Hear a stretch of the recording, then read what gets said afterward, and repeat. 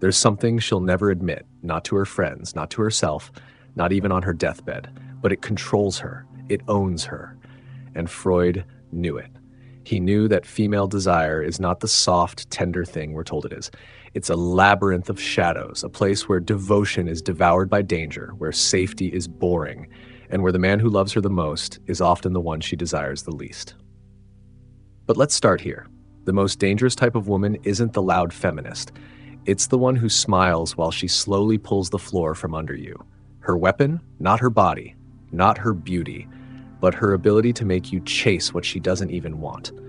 Society loves to tell men a bedtime story. Be stable, be reliable, and she will love you forever. But deep inside, men know that's a lie, because stability breeds contempt, and boredom is her greatest enemy. Freud once said, "Unexpressed emotions will never die. They are buried alive and will come forth later in uglier ways." And what if those unexpressed emotions are her buried hunger for chaos, for the forbidden, for the man she should never touch? Let me tell you a story. Elliot was a man with discipline, respectable job, solid life. He followed every rule men are taught. He provided, he listened, he was patient, and Sarah loved him, or so he thought. But Elliot forgot the oldest rule of desire. We don't crave what's available, we crave what's slipping away. Sarah met Daniel, the man with sharp edges. Daniel didn't care to explain himself. He vanished for days. He didn't apologize, and that's what made Sarah obsessed. Not his looks, not his money, but his ability to make her feel powerless. You see, Daniel wasn't safe, but he made her feel alive. And Elliot? He was the museum piece, polished, displayed, and abandoned. Here's the brutal truth. Most women don't want power. They want leverage, and they've had it all along. Leverage over a man's mind, leverage over his obsession, leverage over his fear of abandonment. But she will never confess this, because to admit it is to lose the game. Modern dating tells women they are victims of male power. But what if the real victim is the man trapped by her subtle emotional warfare? What if the real danger is the mask she wears, the mask of good intentions, that conceals a desire for psychological domination? In every story, the serpent tempts, not with force, but with an invitation. And the modern serpent whispers, be her hero, be her safety, be her everything. But what they don't tell you is that safety is the drug she will overdose on, and then resent you for providing it. She will walk away from the man who gave her the world, and run toward the man who only gave her confusion. Because confusion tastes like mystery. Mystery feels like danger, and danger feels like desire. Freud's most uncomfortable truth wasn't about sex, it was about what sex masks. Sex isn't about pleasure, it's about power, about being seen, about conquering the fear of invisibility.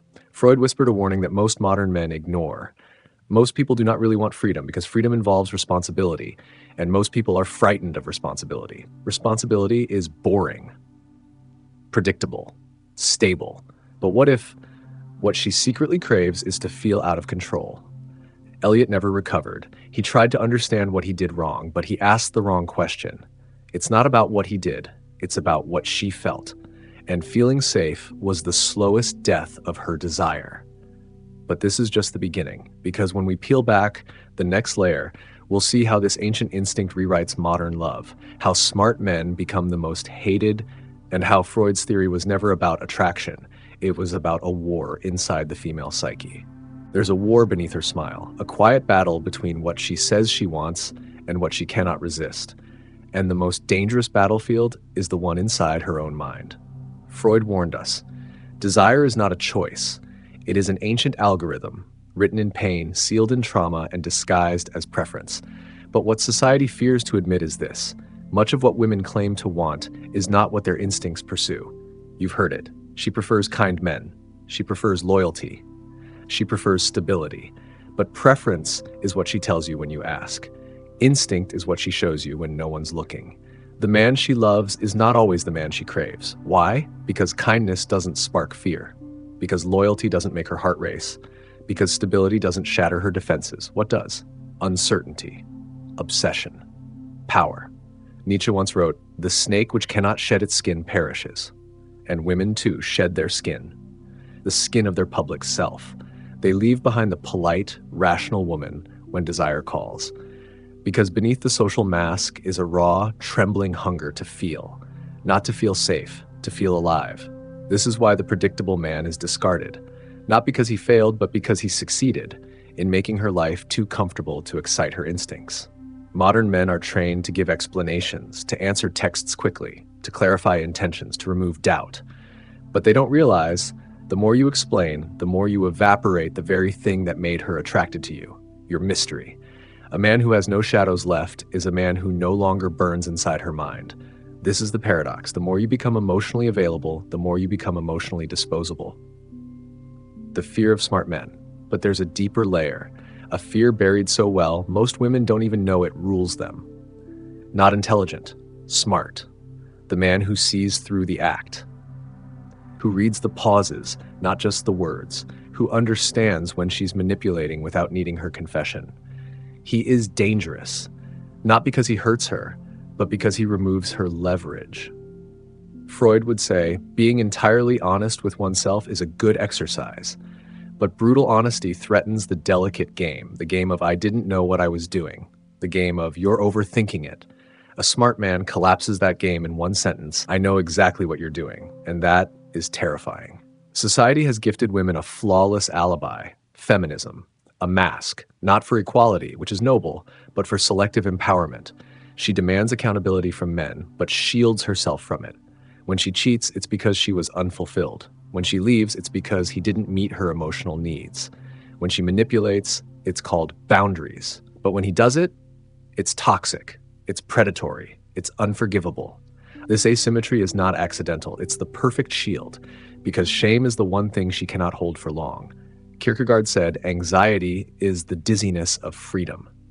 And what is modern dating if not the paralyzing anxiety of endless options?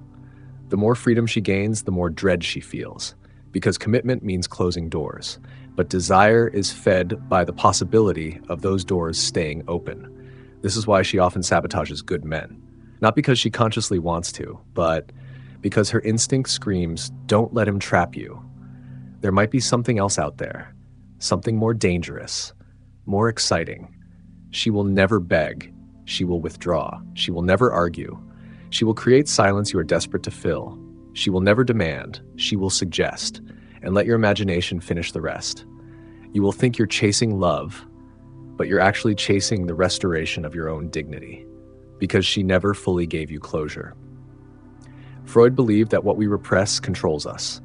What if what women repress the most is this? They crave men who can emotionally overpower them, men who aren't available on command, men who create tension, not safety.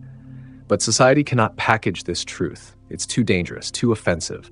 So instead we tell stories of perfect relationships, of equality in love, of mutual vulnerability. But inside the raw chambers of the mind, desire still roars for the man who leaves her guessing. The man who gives her everything is the one she often walks away from. But the man who gives her just enough to wonder is the one she cannot forget.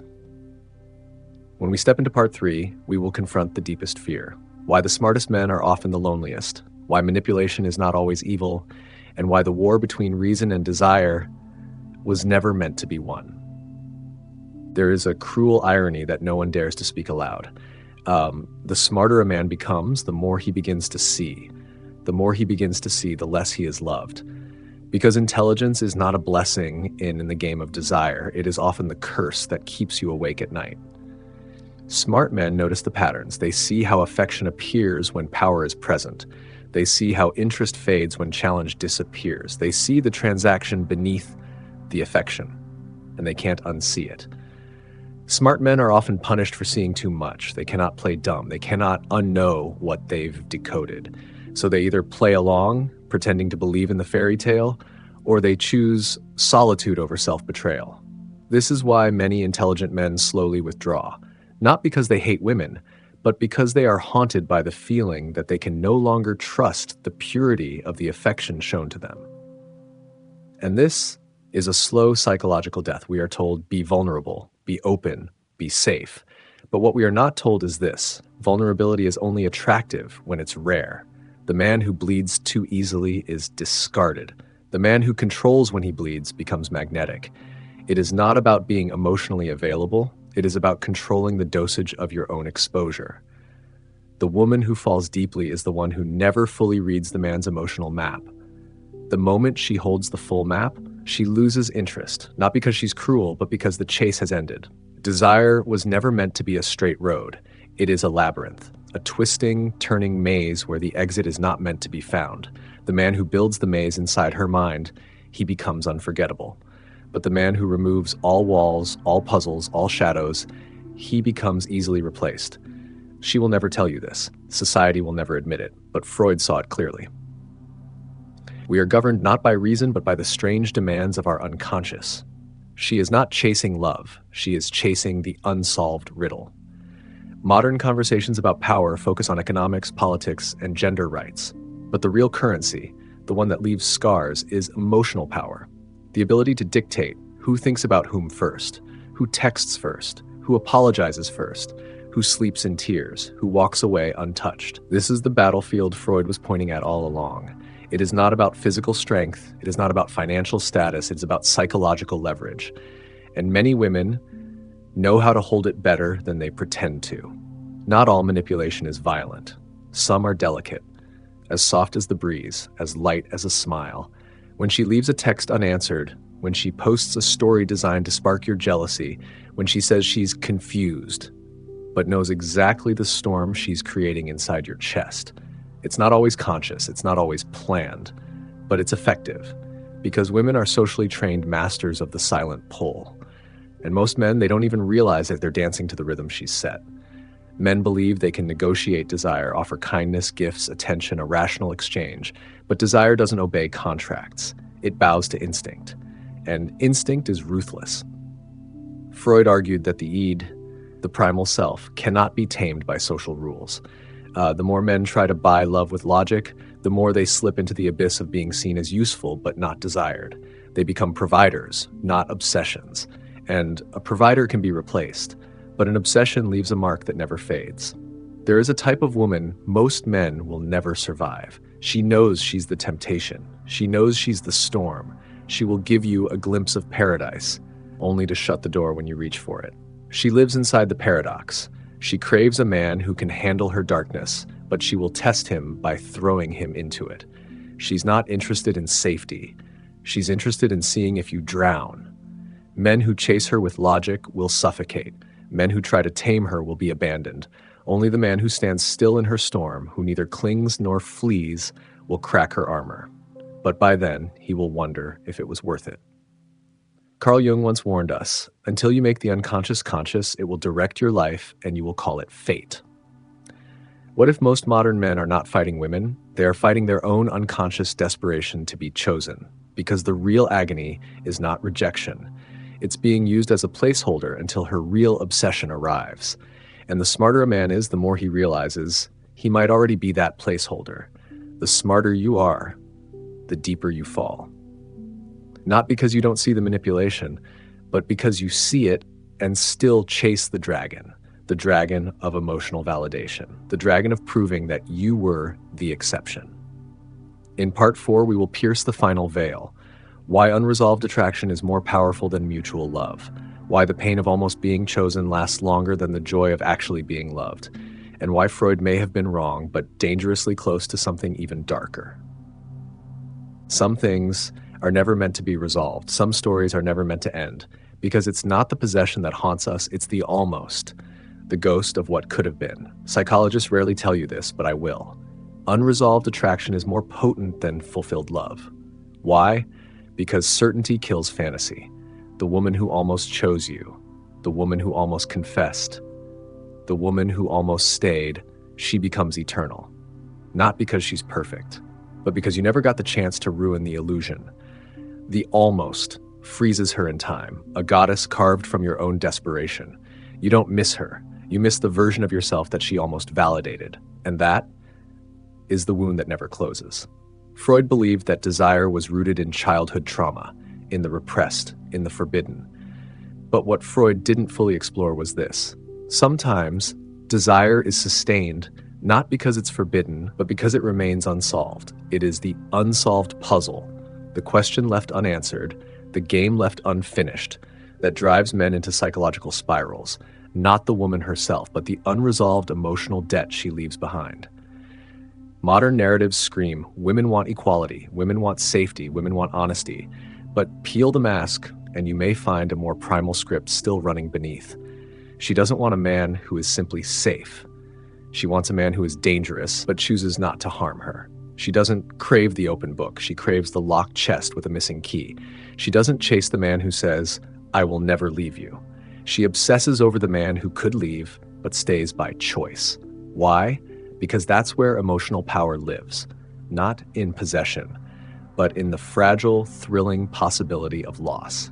Throughout history, the serpent has symbolized temptation, wisdom, and betrayal. But the serpent also symbolizes eternal return. We keep coming back to the same wounds. We keep circling the same desires. The woman who triggers your deepest hunger will also awaken your deepest fears. And yet, men return. Again and again. Why? Because the serpent doesn't promise paradise, it promises knowledge. And men would rather burn for forbidden knowledge than live peacefully in ignorance. There's a quiet phenomenon no one dares to speak of. Women are drawn to intelligent men. But the more intelligent he is, the more dangerous he becomes. Why? Because intelligence shatters illusions. He sees through the manipulation. He names the games. He resists the easy controls. At first, this fascinates her, but soon it terrifies her, because the man who understands her is also the man who can leave her emotionally naked. And so she is drawn to him. But somewhere, deep beneath her pride, she begins to resent him for seeing too much, for knowing too well, for being the mirror she can't escape. She wants freedom, but aches to surrender. She wants control, but craves to be overpowered. She wants the crown, but seeks the man who could unseat her, yet doesn't. This is the unspeakable truth. The modern woman is caught in the war between her instinct and her ideology. She says she wants equality, but she is magnetically pulled to the man who makes her feel small, not through force, but through a depth of self-mastery she cannot conquer. This man becomes both her sanctuary and her threat, and often she will either try to destroy him or forever chase his shadow.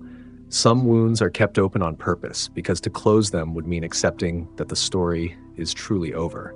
And most men would rather live haunted than forgotten, because obsession, even painful obsession, gives life meaning. Men don't chase women. Men chase the version of themselves they believe they'll become if they are chosen. But the cruel twist? The woman often never intended to choose. She only needed to know she could. Søren Kierkegaard once whispered, "The greatest hazard of all, losing oneself, can occur so quietly that it is almost like the dust gathering unnoticed." Most men do not lose themselves in grand betrayals. They lose themselves in small, daily self-abandonments, in chasing a woman who never promised them anything, in waiting for a message she never intended to send, in rewriting their worth based on her shifting gaze. This is the real poison. Not that she lied, but that he allowed himself to believe the fantasy. Freud was not entirely right, but he was dangerously close. Desire is not pure. It is layered, brutal, primal. Women will never fully confess the games they play. Men will never fully admit the depths of their desperation.